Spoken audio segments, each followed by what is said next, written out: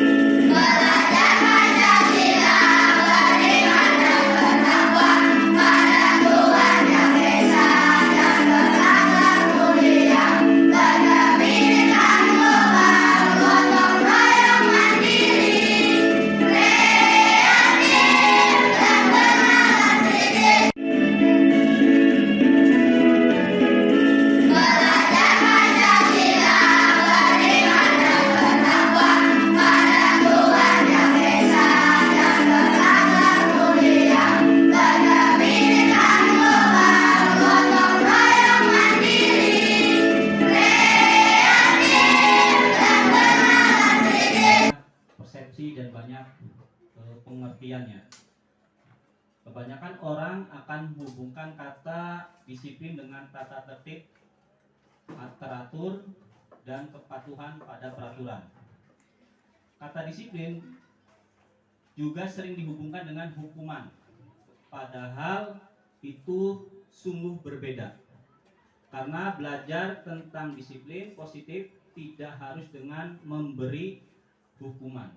Justru itu adalah salah satu alternatif terakhir dan kalau perlu tidak digunakan sama sekali. Jadi jelas Bu, Bapak ya, di sini kita harus sama persepsinya. Disiplin ini adalah tata tertib, peraturan, dan kepatuhan pada peraturan. Makna kata disiplin, Ki Hajar Dewantara menyatakan bahwa untuk mencapai kemerdekaan atau dalam konteks pendidikan kita saat ini, untuk menciptakan murid yang merdeka, syarat utamanya adalah harus ada disiplin yang kuat. Disiplin yang dimaksud adalah disiplin diri yang memiliki motivasi internal. Jika kita tidak memiliki motivasi internal, maka kita memerlukan pihak lain untuk mendisiplinkan kita atau motivasi eksternal, karena berasal dari luar, bukan dari dalam diri kita sendiri. Jadi di sini kalau bisa anak murid kita itu tumbuh ya disiplinnya itu dari diri sendiri, karena dengan dari dalam diri sendiri ini ya kita akan mudah ya, tidak akan kesulitan dalam menciptakan budaya positif ini, disiplin positif ini. Di sini pengamat atau teori Dien menyatakan bahwa arti dari kata disiplin berasal dari bahasa Latin, yaitu disciplinina, yang artinya belajar. Kata disipline juga berasal dari akar kata yang sama dengan disciple atau murid atau pengikut. Untuk menjadi seorang murid atau pengikut, seorang harus paham betul alasan mengapa mereka mengikuti suatu aliran atau ajaran tertentu, sehingga motivasi yang terbangun adalah motivasi intrinsik, bukan eksternal. Jadi yang lebih bagus adalah motivasi dari dalam diri sendiri. Nilai-nilai kebajikan dari 6 institusi atau organisasi, Bapak Ibu, ya. Profil pelajar Pancasila. Yang pertama adalah beriman, bertakwa kepada Tuhan Yang Maha Esa, dan berakhlak mulia. Yang kedua, mandiri. Yang ketiga, bernalar kritis. Yang keempat, berkebinekaan global. Dan yang kelima, bergotong royong. Dan yang terakhir, yang keenam adalah kreativitas. Ini adalah profil pelajar Pancasila yang sedang digaungkan oleh pemerintah tentang kurikulum merdeka. Nah, bagaimana murid-murid kita ini menjadi profil pelajar Pancasila dari 6 poin ini? Tentunya kita harus punya misi ke sini, profil pelajar Pancasila. Ya. IBO Primary Year Program atau PYP, ya. Apa? Yang pertama, sikap murid harus toleransi, ya. Kemudian murid harus rasa hormat, memiliki rasa hormat kepada guru, pada antar sesama, ya, kepada orang tuanya, ya. Kemudian murid juga harus memiliki integritas, ya. Integritas. Kemudian murid harus punya sikap mandiri. Kemudian murid juga menghargai, saling menghargai. Kemudian sikap murid juga harus antusias, ya, harus semangat. Kemudian yang terakhir, murid, ya, empati. Nah, kemudian murid juga harus ada rasa keingintahuan, ya, keingintahuan. Kemudian murid juga harus punya sikap kreativitas. Murid harus bisa kerjasama. Murid harus percaya diri dan komitmen. Nah, disinilah, ya, Primary Years Program, sikap murid yang harus kita kedepankan, memiliki rasa-rasa yang seperti ini. Nah, nilai-nilai kebajikan dari 6 institusi atau organisasi, ya. 9 pilar karakter Indonesia Heritage Foundation atau IHF. Yang pertama adalah cinta Tuhan dan segenap ciptaannya, kemandirian dan tanggung jawab, sumber pengetahuan, tanggung jawab, dan persahabatan. Lanjut. Nah, nilai-nilai kebajikan dari 6 institusi atau organisasi, The Virtuous Project atau proyek nilai-nilai kebajikan. Action. Baik, dilanjutkan Bapak Ibu. Yang selanjutnya itu 3 motivasi perilaku manusia. Ian Gossen dalam bukunya Restoring School Discipline menyatakan ada 3 motivasi perilaku manusia, yaitu yang pertama untuk menghindari ketidaknyamanan atau hukuman. Yang kedua, untuk mendapatkan imbalan atau penghargaan dari orang lain. Yang ketiga, untuk menjadi orang yang mereka inginkan dan menghargai diri sendiri dengan nilai-nilai yang mereka percayai. Ini adalah 3 motivasi perilaku manusia.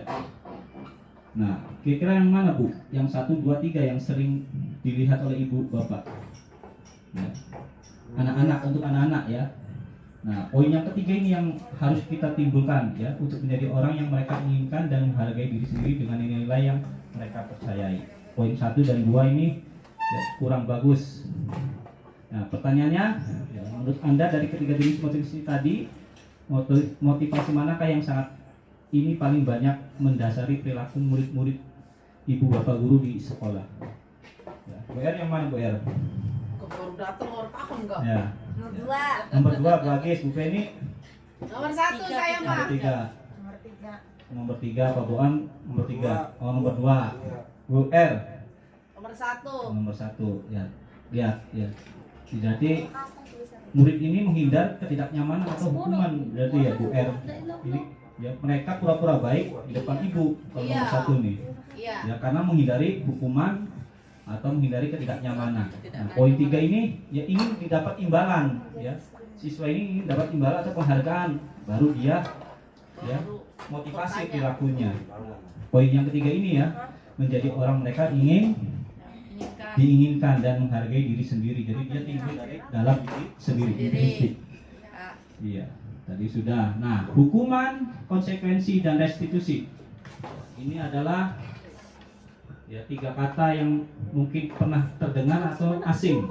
Ya. Mungkin yang asing adalah restitusi. Ya. Nah, hukuman sifatnya tidak terencana, ya, bersifat satu arah, berupa hukuman fisik atau psikis. Nah, ini untuk hukuman. Nah, yang kedua adalah konsekuensi. Konsekuensi yaitu terencana atau disepakati sesuai peraturan. Sikap guru selalu memonitor murid. Murid tetap tidak nyaman ternyata ya. Jadi melakukan pelanggaran itu terkontrol oleh guru, tapi tetap ya ini poin yang kedua juga kurang bagus. Apalagi yang nomor 1 hukuman. Ya. Nah, yang ketiga adalah ya salah satu solusi, yaitu tentang restitusi. Yaitu restitusi adalah proses menciptakan kondisi bagi murid untuk memperbaiki kesalahan mereka sehingga mereka bisa kembali pada kelompok mereka dengan karakter yang lebih kuat. Jadi ada videonya Bu, ya nanti diedit aja lah. Nah, contoh ya melakukan kesalahan ya. Seandainya seorang murid melakukan kesalahan, contohnya adalah membersihkan coretan yang dibuatnya di meja tulis. Ya, dia sering mencoret-coret. Nah, apa hukumannya? Sanksi atau konsekuensi? Ya, menghapus ya coretan-coretan yang di papan atau di meja tulis. Yang kedua, yaitu menggantikan kertas tugas temannya yang telah dicoret-coret. Ya, ya. Nanti solusinya adalah sanksi atau konsekuensi. Ya, tentunya di sini konsekuensi. Ya, kalau kertasnya bisa diganti. Ya, bagaimana murid itu tanggung jawab, tidak akan merusak lagi ya kertas atau buku temannya. Yang ketiga adalah berjemur di lapangan basket. Ya, ketika siang hari karena mengobrol sama teman. Ini contoh ya, ini adalah hukuman. Nah, dalam hukuman ini yang saya pelajari ya tidak boleh, karena akan nanti menimbulkan dendam, menimbulkan motivasi yang tidak tumbuh, motivasi untuk belajarnya. Nah, ini yang ketiga ini ya, kita harus menghindari hukuman ya. Kalau bisa ya tadi restitusi tadi ya. Jadi bagaimana kita berdialog, menanyakan apa sebabnya dan apa bagaimana solusinya, nanti kita harus bisa menyelesaikannya di situ. Nah, dihukum oleh penghargaan ya. Ya. Alfie-Kohn ya, Punished by Reward 1993, wawancara ASCD Annual Konferensi Maret 1995. Matamu saatnya meraih mimpimu, arahkan pandangan ke depan, Tuhan kan menuntunmu. Sadarilah masa berganti, tantangan kan kita hadapi, bergandeng tangan untuk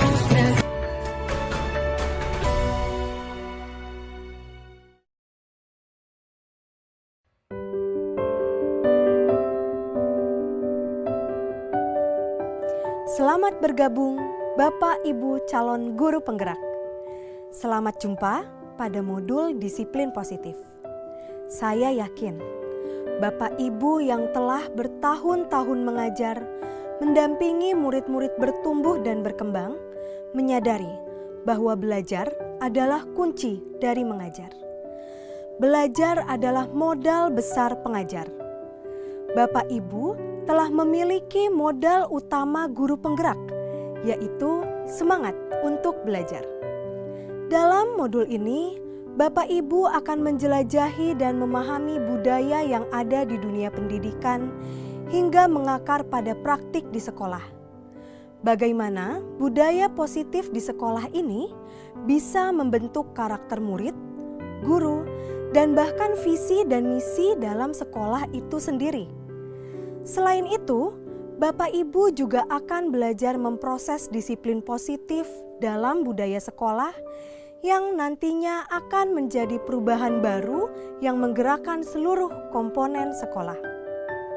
Modul budaya positif di sekolah ini diharapkan dapat menjadi pembelajaran, tempat untuk berproses, wadah untuk berdiskusi, dan menumbuhkan semangat satu dengan yang lainnya agar dapat tercipta pribadi-pribadi dengan kontrol penuh pada diri dan karakter yang kuat, yang menjadi penggerak bagi para guru serta segenap tatanan komponen sekolah untuk memajukan pendidikan di Indonesia.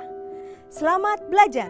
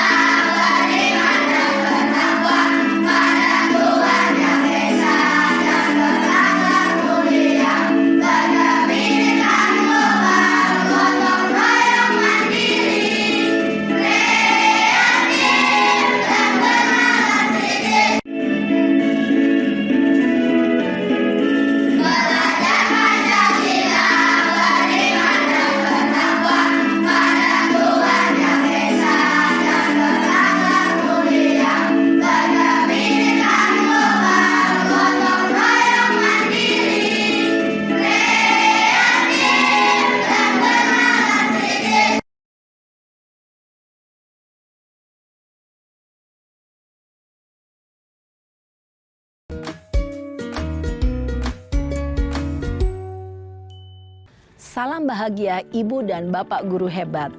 Dalam penerapan disiplin positif restitusi, salah satu program yang dikembangkan adalah 5 posisi kontrol. 5 posisi kontrol dalam restitusi adalah proses perjalanan seorang pendidik agar dapat mengenali dirinya. Pada video kali ini, kita akan membahas tentang 5 posisi kontrol yang dikembangkan oleh Diane Gosson dan contoh penerapannya.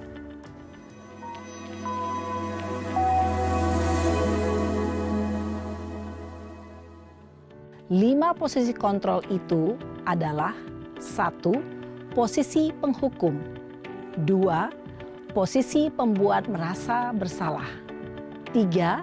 Posisi teman, 4. Posisi pemantau atau monitor, dan 5. posisi manajer. Untuk lebih memahami kelima posisi tersebut, mari kita saksikan kasus Naren yang terlambat hadir 20 menit di sekolah dan melihat bagaimana kelima posisi kontrol dalam menghadapi masalah tersebut.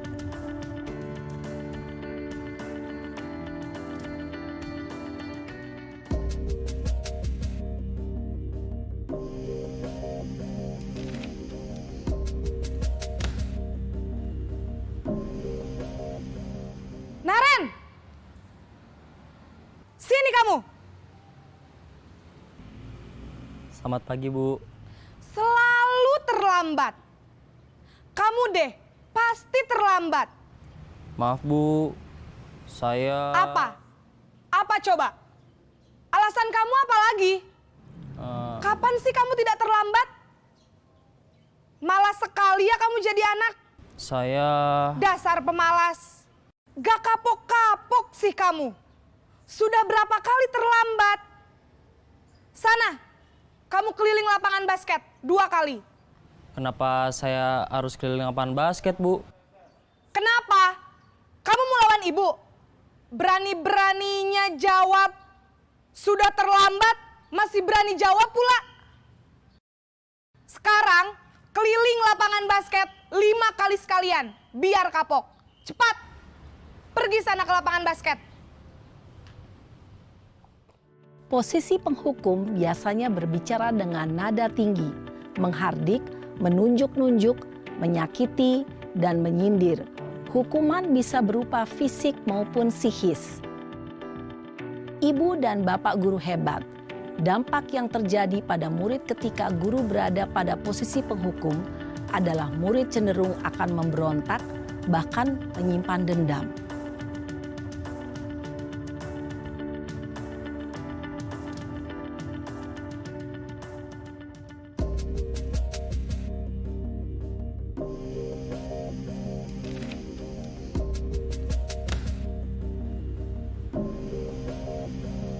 Naren!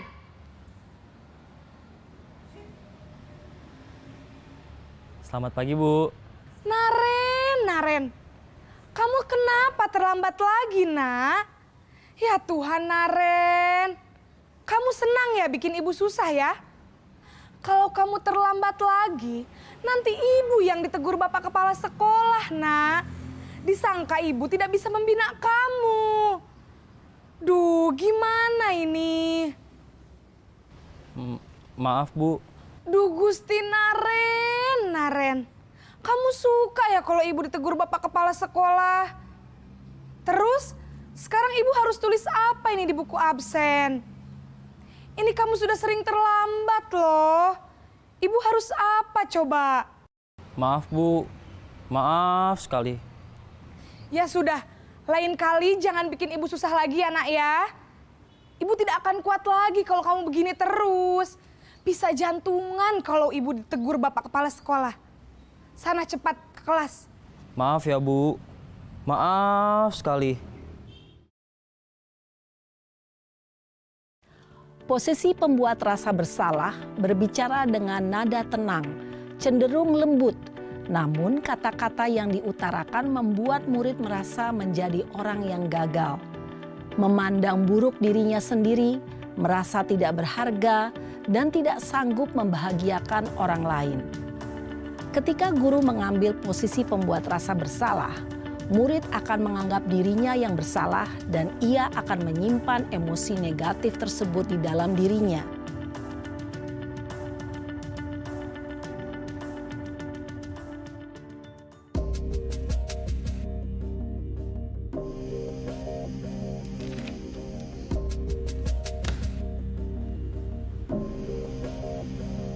Naren!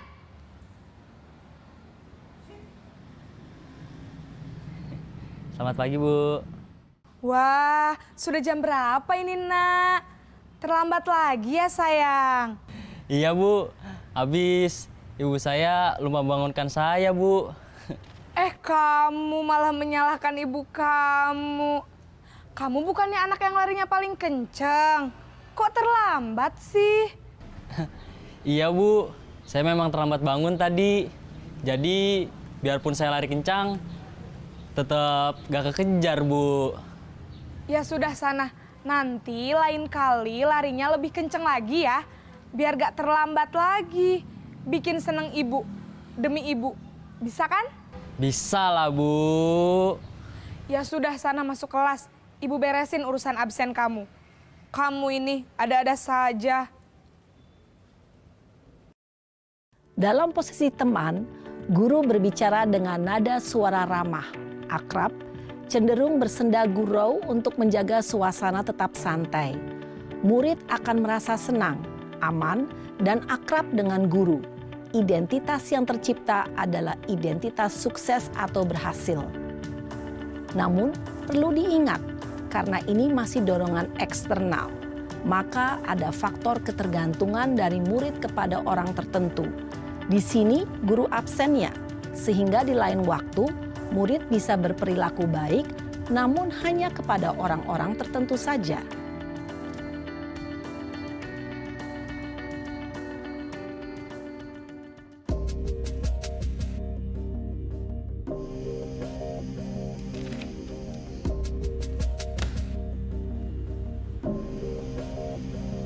Naren!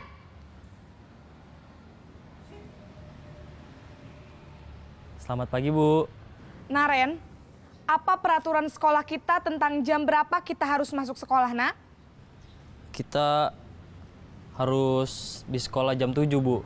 Iya, betul. Sekarang sudah jam 7.20. Naren sudah tahu konsekuensinya jika terlambat hadir. Paham, Bu. Saya harus tinggal kelas pas jam istirahat selama 20 menit. Iya, benar. Konsekuensinya demikian. Jadi nanti jam 9.30 pas istirahat, kamu harus tinggal di kelas, kerjakan tugas tambahan untuk ketertinggalan kamu, ya? Baik, Bu. Posisi pemantau mengandalkan penghitungan atau data untuk mengontrol murid. Guru mengarahkan murid berdasarkan peraturan dan konsekuensi. Seorang pemantau menunjukkan bahasa tubuh dan ekspresi wajah yang datar dan cenderung formal.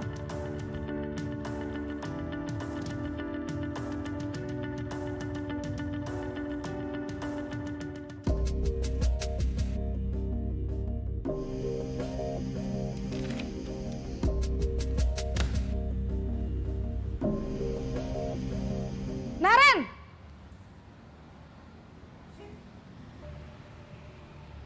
Selamat pagi, Bu. Selamat pagi, Naren. Maaf, Bu. Saya terlambat. Iya, sekolah masuknya jam 7, sekarang sudah jam 7.20. Jadi sekarang bagaimana ini, Naren? Maaf, Bu. Saya lupa setel alarm saya semalam. Baiklah, menurut kamu, keyakinan sekolah yang mana yang perlu kamu tingkatkan? Menghargai diri sendiri dan orang lain mungkin ya, Bu. Setuju. Jadi, apakah Naren meyakini prinsip saling menghormati tersebut? Iya, Bu. Saya meyakininya. Apakah Naren bersedia memperbaiki masalah keterlambatan ini? Bersedia, Bu. Bagaimana kamu akan perbaiki masalah keterlambatan ini? Saya akan coba untuk tidak lupa menyetel alarm saya, Bu. Baik, kalau Naren lupa menyetel alarm di rumah, ada orang yang kira-kira bisa bantu mengingatkan tidak? Ada, Bu. Kakak saya, Kak Ema. Ada lagi selain Kak Ema? Selain Kak Ema, ada ibu saya. Baik, jadi yang mengingatkan Naren adalah Kak Ema dan ibu kamu ya? Kira-kira akan mulai setel alarm kapan nih, Naren? Setelah pulang sekolah, akan segera saya lakukan. Baik, jadi Naren akan setel alarm untuk bangun besok pagi dan akan diingatkan oleh kakak dan ibunda Naren ya. Ada lagi yang mungkin perlu dilakukan, Naren? Agar tidak terlambat bangun lagi. Tidak ada, Bu. Baik, Naren. Terima kasih untuk kerjasama kamu. Sekarang kamu perlu kembali ke kelas untuk belajar. Baik, Bu. Terima kasih. Posisi manajer adalah posisi kontrol yang disarankan untuk membimbing murid memiliki sikap disiplin yang positif, yaitu murid yang mandiri, bertanggung jawab, dan dapat memecahkan masalah. Tujuan dari posisi ini adalah agar murid dapat berefleksi atas tindakannya, Guru akan dengan tulus memberikan pertanyaan-pertanyaan bermakna sehingga membuat murid dapat belajar dari kesalahannya dan mencari sebuah solusi untuk menyelesaikannya. Ibu dan bapak guru hebat, setelah mengamati adegan kelima posisi kontrol tadi, kira-kira posisi mana yang paling ideal? Posisi mana yang dapat menunjang motivasi intrinsik murid? Ya, tentu posisi manajer. Posisi ini memang posisi ideal yang ingin dituju setiap pendidik. Pada posisi inilah, guru dapat menerapkan disiplin positif yang berpihak pada murid, yang memerdekakan murid. Perjalanan seorang pendidik tentunya tidak mudah untuk sampai pada posisi seorang manajer. Namun, tujuan kita pasti, yaitu menciptakan murid-murid yang mandiri, merdeka, dan bertanggung jawab. Semoga penggambaran 5 posisi kontrol yang telah diperlihatkan ini dapat menjadi ajang refleksi bagi kita semua, agar dapat terus mengasah dan menerapkan disiplin positif yang memerdekakan murid. Mari terus berlatih dan bersemangat. Selamat menerapkan. Salam dan bahagia Ibu dan Bapak Guru hebat.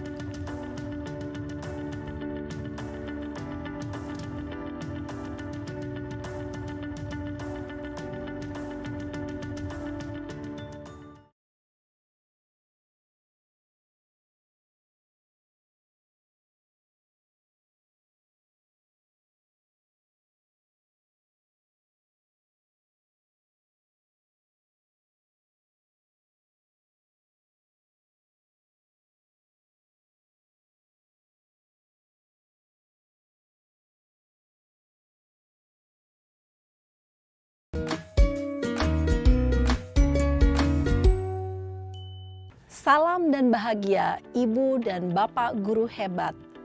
Pada video kali ini kita akan membahas tentang salah satu program disiplin positif yang diterapkan di lingkungan sekolah yang dikenal dengan nama restitusi.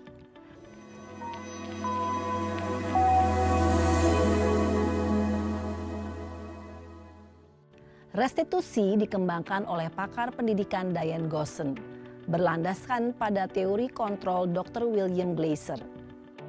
Segitiga restitusi adalah suatu proses dialog yang dijalankan oleh guru atau orang tua agar dapat menghasilkan murid yang mandiri dan bertanggung jawab.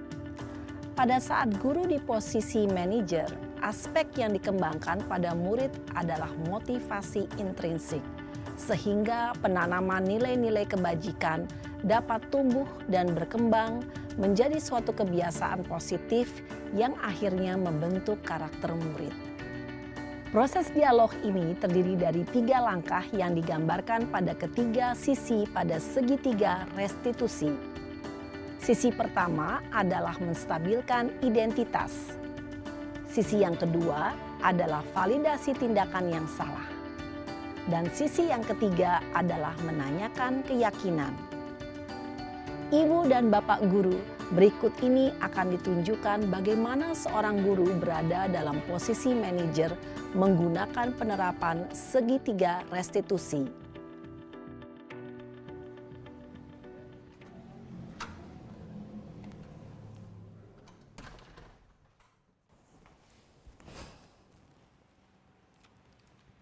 Siang, Sarah. Siang, Pak. Sudah lama nggak ketemu Sarah? Kenapa hari ini ada di sini? Kesel, Pak. Kesel banget. Masa aku dikatain tukang fitnah, Pak? Ya aku marah lah. Aku balik ngatain Eka di depan kelas. Kesel banget. Oh, begitu. Ya pasti kamu marah dan kesal. Bapak juga akan marah apabila ada yang menuduh Bapak seperti itu. Kemudian, pada saat itu, kamu mau melakukan apa? Ya saya langsung ngatain Eka lah, Pak. Kesel banget. Saya bentak-bentak dia depan teman-teman lain. Oh, begitu. Pasti kamu melakukan seperti itu karena suatu alasan tertentu, bukan? Iyalah, masa saya diam saja, Pak? Ya saya bela diri lah. Masa saya dituduh tukang fitnah? Ya wajarlah. Mempertahankan harga diri itu sesuatu yang penting buat kamu. Untung kamu tidak bertindak lebih gegabah lagi. Hanya membentak-bentak. Iya, Pak. Untung saya masih bersabar dan hanya membentak saja. Sudah gemes padahal. saya pasti bela diri lah. Ya pasti ya, tapi kamu memilih untuk tetap bertahan dan bersabar. Kamu memilih untuk tidak berbuat lebih parah lagi, bukan?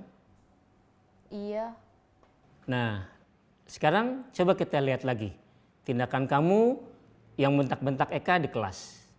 Tindakan kamu itu kira-kira sesuai dengan keyakinan kelas atau prinsip kamu tidak? Enggak lah Pak, capek Pak jadi pemarah. Jadi keyakinan atau prinsip mana yang kurang sesuai dengan keinginan kamu? Ya, saya sebenarnya sangat menghargai orang lain. Mungkin saat itu saya menjadi emosi, jadi tidak menunjukkan sikap itu. Kamu meyakini tidak? Menghargai orang lain itu penting buat kamu. Yakinlah Pak. Iya, setuju. Kita harus saling menghargai. Namun, ada juga keyakinan yang kita sepakati yang perlu kita jalankan apabila kita sedang marah, bukan? Ya saya bisa lebih proaktif, mulai dengan diri sendiri. Saya bisa jadi lebih bersabar, mengambil waktu jeda untuk berpikir mau apa selanjutnya. Kira-kira kamu bersedia memperbaiki masalah ini tidak? Bersedia Pak. Kalau kamu memperbaiki masalah ini, kamu akan menjadi orang seperti apa? Saya akan menjadi orang yang bertanggung jawab kali ya Pak. Dan senantiasa proaktif. Iya, menurut kamu bagaimana rasanya menjadi orang seperti itu? Ya nyaman lah, bangga bisa bersabar dan menahan diri. Baiklah kalau begitu. Yuk kita pikirkan bagaimana memperbaiki masalah ini.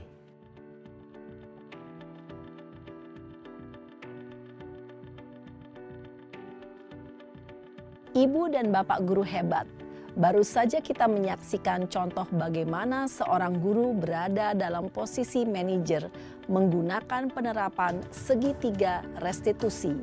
Mari kita bahas satu persatu. Pada sisi pertama, menstabilkan identitas berdasarkan pada prinsip bahwa membuat kesalahan adalah bagian dari proses pembelajaran. Sisi pertama dari segitiga ini berperan menggeser identitas murid dari identitas gagal ke identitas sukses. Murid yang sedang bertingkah laku yang tidak pantas atau menarik diri saat itu sedang mengalami identitas gagal. Bila kita mengkritiknya, maka posisinya tidak akan berubah. Kita bisa mengajukan pernyataan-pernyataan ini. 1. Membuat kesalahan sesuatu yang wajar. 2. Manusia tidak ada yang sempurna. 3. Kita bisa memperbaiki masalah ini. 4. Saya tidak menanyakan kesalahannya. Saya lebih fokus bagaimana memperbaiki masalah ini. 5. Apakah saat ini kamu tengah menjadi orang yang baik untuk dirimu sendiri? Pada sisi kedua, validasi tindakan yang salah berlandaskan pada prinsip bahwa setiap perilaku berupaya memenuhi suatu kebutuhan tertentu. Guru yang telah memahami teori kontrol akan bergeser dari pemikiran stimulus respon menjadi proaktif dan mencoba untuk mengenali tujuan dari perilaku murid. Mengenali dan mengakui kebutuhan murid ini dapat memperbaiki hubungan dengan murid tersebut. Pernyataan atau pertanyaan bisa disampaikan dengan nada suara tidak menghakimi atau memojokkan, sehingga dapat mengembalikan murid pada posisi positif. 1. Kamu bisa saja bertindak lebih gegabah lagi dari ini. 2. Kamu bukan melakukannya tanpa suatu alasan tertentu. 3. Kamu melakukannya karena mempertahankan sesuatu yang penting bagimu. 4. Mungkin kamu bisa mempelajari suatu perilaku baru yang lebih efektif. Bersediakah kamu mempelajarinya? Selanjutnya, kita akan simak sisi terakhir, yaitu menanyakan keyakinan. Teori kontrol menyatakan bahwa pada dasarnya kita termotivasi secara intrinsik. Pada saat perilaku yang salah telah divalidasi dan identitas sukses telah stabil, maka murid telah siap mengaitkan keyakinan-keyakinannya dengan tindakannya yang salah dan pemikirannya telah bergeser ingin menjadi orang yang dituju. Pertanyaan-pertanyaan ini dapat mengaitkan keyakinan-keyakinan yang dianut murid. 1. Sebagai keluarga atau kelas, apa yang kita yakini? 2. Nilai-nilai apa yang telah kita sepakati? 3. Seperti apa gambaran sebuah kelas yang ideal bagi kamu? 4. Kamu ingin menjadi orang seperti apa?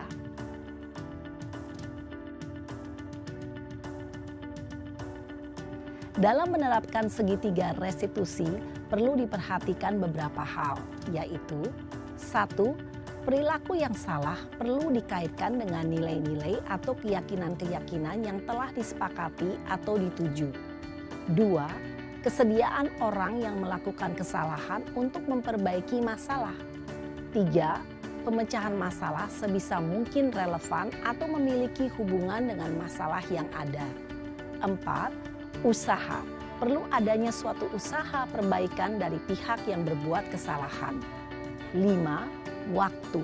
Perlu didedikasikan waktu dari pihak yang berbuat kesalahan. Tanyakan kapan akan mulai diberlakukan usaha untuk memperbaiki masalah. Dengan memahami struktur penerapan segitiga restitusi, diharapkan guru dapat menerapkan posisinya sebagai manajer dengan mengajukan pertanyaan-pertanyaan bermakna yang dapat membuat murid menjadi lebih percaya diri, bertanggung jawab, dan mandiri. Nah, Ibu Bapak Guru perlu tidaknya mengikuti ketiga tahapan dalam segitiga restitusi bergantung pada ringan beratnya suatu permasalahan. Misalnya, bila permasalahan tersebut ringan, maka tidak perlu dijalankan secara berurutan. Bahkan bisa semudah menanyakan apa keyakinan yang kita sepakati. Dengan menjalankan segitiga restitusi, dengan mengajukan pertanyaan-pertanyaan bermakna, diharapkan murid menjadi lebih kuat secara pribadi, dapat membuka wawasan murid agar dapat menyelesaikan permasalahannya sendiri, semakin percaya diri, mandiri, dan merdeka. Salam dan bahagia, Ibu Bapak Guru hebat.